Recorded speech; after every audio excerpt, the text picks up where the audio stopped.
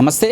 కర్రెగుట్టల ఏదైతే హోమింగ్ చేయబడుతుందో ప్రభుత్వం దాన్ని ఆపాలి, వాళ్ళతో చర్చలు జరపాలని చెప్పేసి ఈరోజు ప్రెస్ క్లబ్లో ప్రెస్ మీట్ పెట్టడం జరిగింది. చెప్పండి అన్న, ఏమంటారు? అసలు మీరు పోయి అక్కడ మాట్లాడుతూ అంటారు, ప్రభుత్వానికి మళ్ళీ వచ్చి చెప్తా ఏందని చెప్పి చెప్తా అంటున్నారు, ఏమంటారు మీరు? తెలంగాణ ప్రభుత్వానికి ఇది ఒక యాసిడ్ టెస్ట్ లాంటిది. తెలంగాణ ప్రభుత్వం చిత్తశుద్ధిని ఇప్పుడు చాటుకోవాల్సిన సందర్భం ఏర్పడింది. 7వ గ్యారంటీ ప్రజల ముందుకు వదిలి ఉన్నాడు. పౌర హక్కులను నిలబెడుతున్నాడు, ప్రజాస్వామిక పరిపాలన చేస్తానన్న ముఖ్యమంత్రి ఇవాళ కాల్పుల మోత తెలంగాణ ప్రాంతంలో జరుగుతుంది. మొట్టమొదలు తెలంగాణలో ఆపరేషన్ కగార్లో భాగంగా దామెరతోగులో ఎన్కౌంటర్ జరిగి ఒక మావోయిస్ట్ను చంపేశారు తెలంగాణ గ్రహాండ్స్ పోలీసులు. అదే మాదిరిగా రఘునాథపాలెంలో కాల్పులు జరిపి సెప్టెంబర్ 5 నాడు ఒక ఆరుగురు మావోయిస్టులను చంపేసిన పరిస్థితి మన కళ్ళ ముందు ఉంది.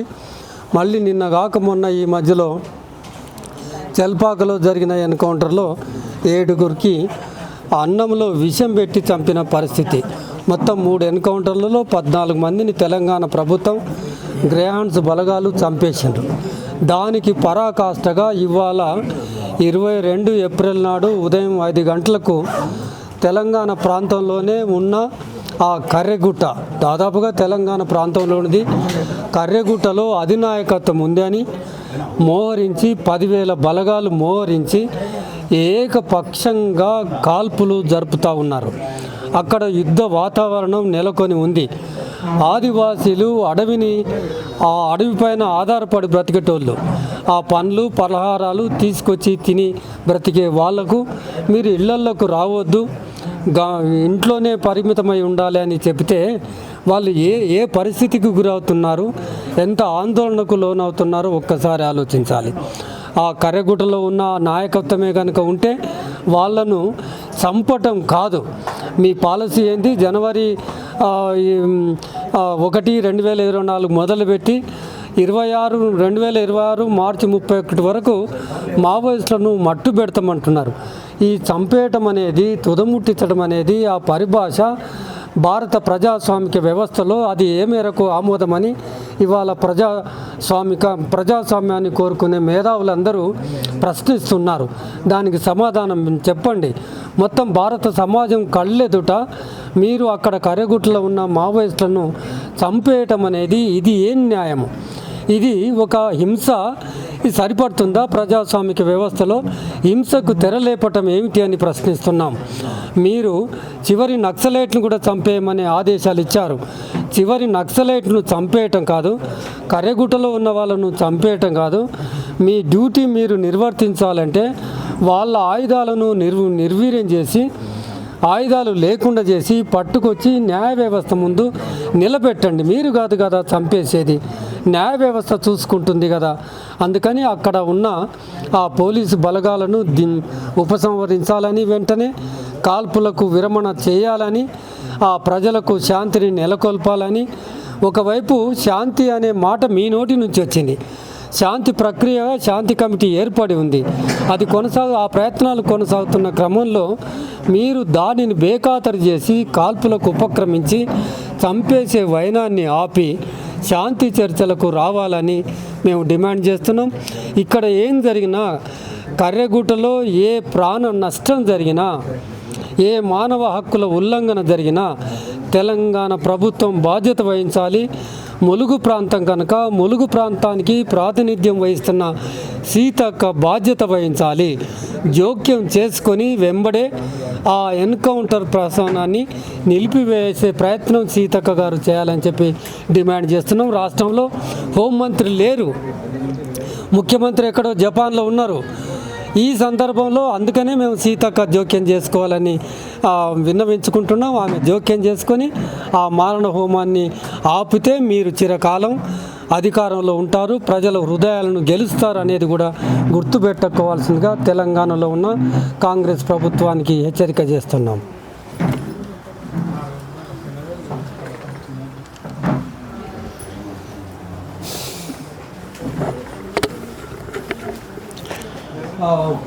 తెలంగాణ, ఛత్తీస్గఢ్ భూభాగాల మధ్యలో ఉన్నటువంటి ఈ కర్రగుట్టల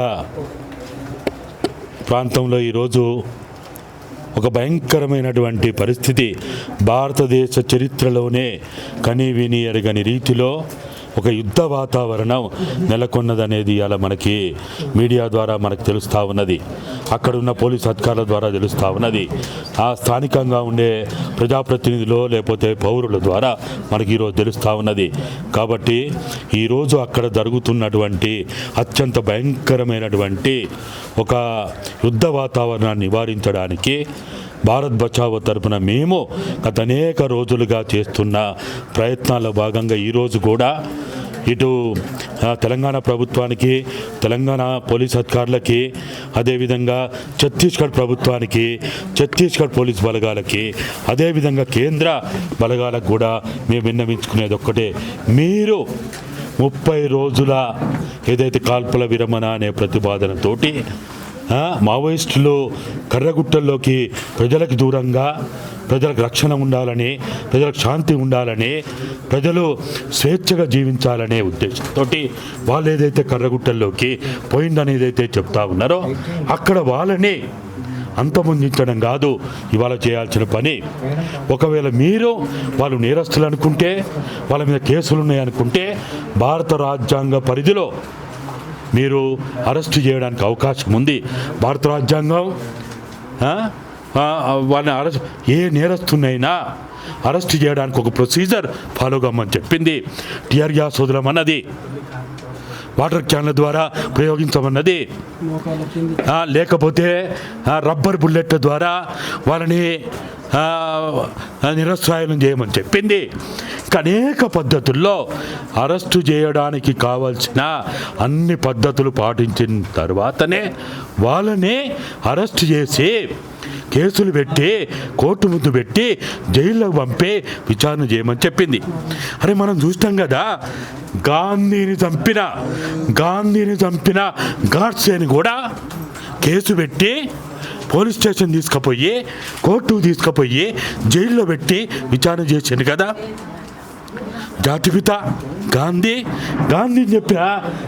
చంపిన కూడా పెట్టాను కదా, ఇందిరాగాంధీని చంపిన వాళ్ళని కూడా పెట్టాను కదా, రాజీవ్ గాంధీ చంపిన వాళ్ళని కూడా పెట్టాను కదా.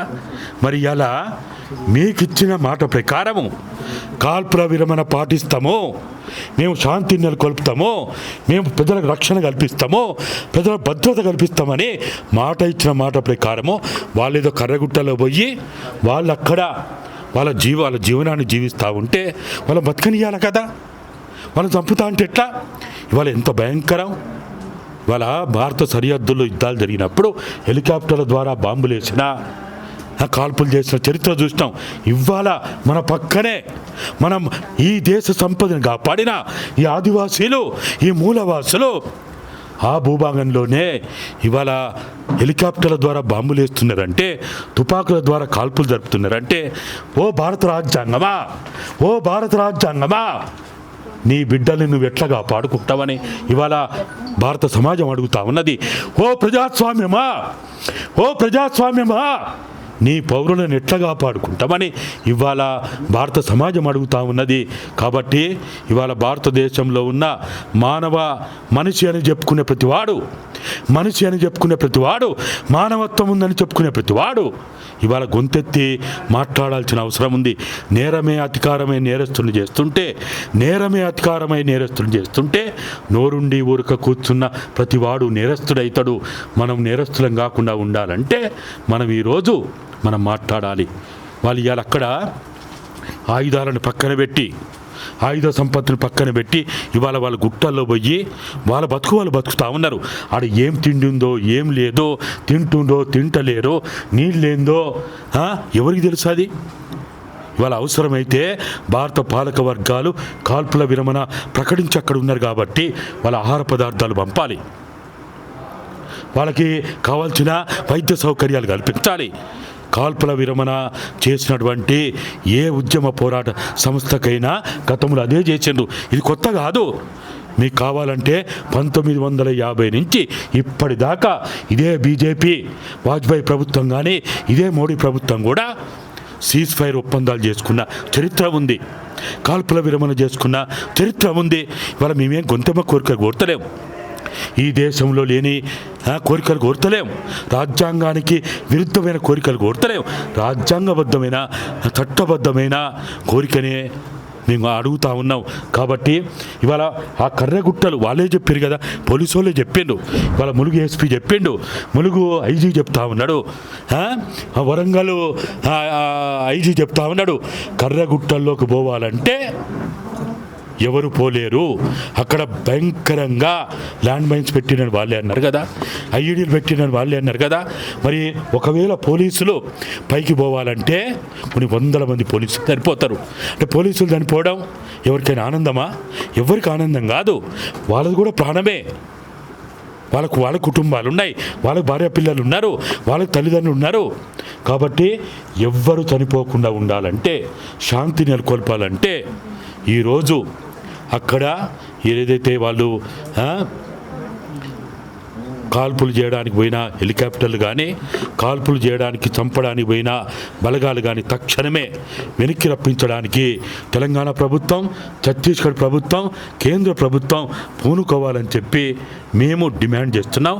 మీకు కావాలంటే అనేక మందివి పౌర సంఘాలు కానీ, హక్కుల సంఘాలు కానీ, పీస్ కమిటీలు కానీ, మాలాంటి భారత్ బచావ్ కానీ వాళ్ళకి అవకాశం ఇస్తే మేము అక్కడికి పోతాం, ఆ మావోయిస్టులను కలుస్తాం, వాళ్ళకి చెప్తాం, అక్కడి నుంచి ఛత్తీస్గఢ్ ప్రభుత్వాన్ని పోయి కలుస్తాం, ముఖ్యమంత్రిని కలుస్తాం, డిప్యూటీ సీఎంని కలుస్తాం, పోలీస్ ఆఫీసర్ని కలుస్తాం, ఉన్న వాస్తవాలు అందరికి చెప్పి శాంతి నెలకొల్పడానికి మేము ప్రయత్నం చేస్తాం. కాబట్టి ఈ మంచి అవకాశాన్ని భారత పాలక వర్గాలు వినియోగించుకోవాలని మేము డిమాండ్ చేస్తున్నాం. కోర్టులు ఎందుకు ఎన్కౌంటర్ ఆపాలని చెప్తలేవు? కోర్టులు చెప్పాలని మేము కూడా అడుగుతున్నాం. అనేక మంది హక్కుల సంఘాల వాళ్ళు సుప్రీంకోర్టులో కూడా కేసులు వేసిండ్రు. మనము మనుషులని, ఒక జంతువులని, పక్షులనే కాదు, ఇవాళ అక్కడ పర్యావరణ పరిరక్షణ, మానవ ప్రాణ నష్టం, జంతు నష్టం, పక్షుల నష్టం, అనేక రకాల ప్రాణ నష్టం జరుగుతూ ఉంది. కాబట్టి దీన్ని నివారించడానికి కోర్టులు కూడా జోక్యం చేసుకోవాలనేదే మేము కూడా అభిప్రాయపడతా ఉన్నాం.